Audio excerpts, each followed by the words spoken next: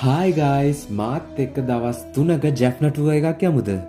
ඉතින් මුලින්ම උදේ පාන්දරම අපි බලන්න ගියේ සංගිලි රජතුමාගේ මාලිගාව. මේක නම් ඇත්තටම වැඩක් නෑ. ඊළඟට මම බලන්න ගියේ ජැෆ්නා ෆෝර්ට් එක. මෙතන නම් හරිම ලස්සනයි.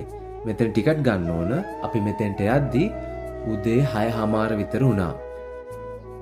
කොළඹින් අපි ආවේ රෑ 11ට විතර.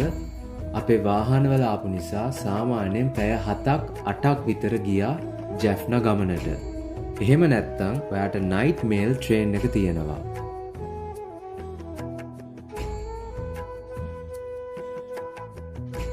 ඉතින් මේ ඔක්කොම බලලා ඉවර වෙද්දී උදේ 7 විතර වුණා. උදේ 7ට ඇරලා තිබ්බේ මේ රෙස්ටුරන්ට් එක විතරයි.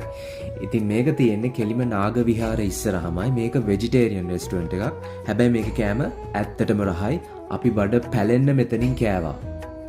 ඊළඟට මම යන්න හදන්නේ නාගදීපේ බලන්න. ඉතින් මේ ලස්සන පාරෙන් තමයි නාගදීපෙට යන්න තියෙන්නේ.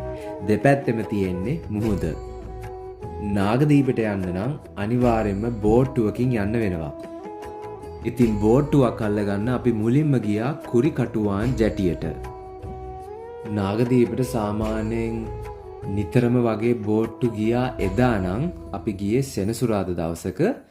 ඉතින් ජැටියේ ගොඩක් සෙනග හිටියා. මේක තමයි බුදුරජාණන් වහන්සේ වැඩම කරපු නාගදීපය. මම කිව්වනේ සාමාන්‍යයෙන් නාගදීප පන්සලේ ගොඩක් සෙනග ඉන්නවා. නාගදීප පන්සල වැඳ පුදාගෙන අපි ඊළඟට ගියා නාගදීප දූපතේම තියෙන ලස්සන කෝවිලක් බලන්න. ඊට පස්සේ ආපහු බෝට් රයිඩ් එකක අපි යන්නේ ඩෙල්ෆ් දූපතට.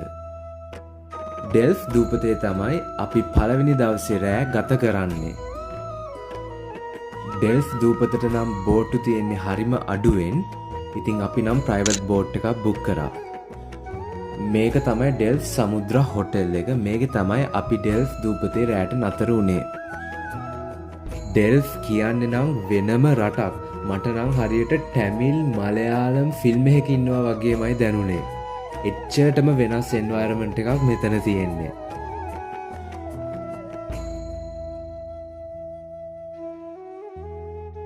ඩෙල්ෆ් දූපතේ මේ වගේ බලන්න තැන් නම් ගොඩක් තිබ්බා. ඉතින් මේ ටුවර් එක අපිට ඕගනයිස් කරලා දුන්නේ ඩෙල්ෆ් සමුද්‍ර හොටෙල් එකෙන්.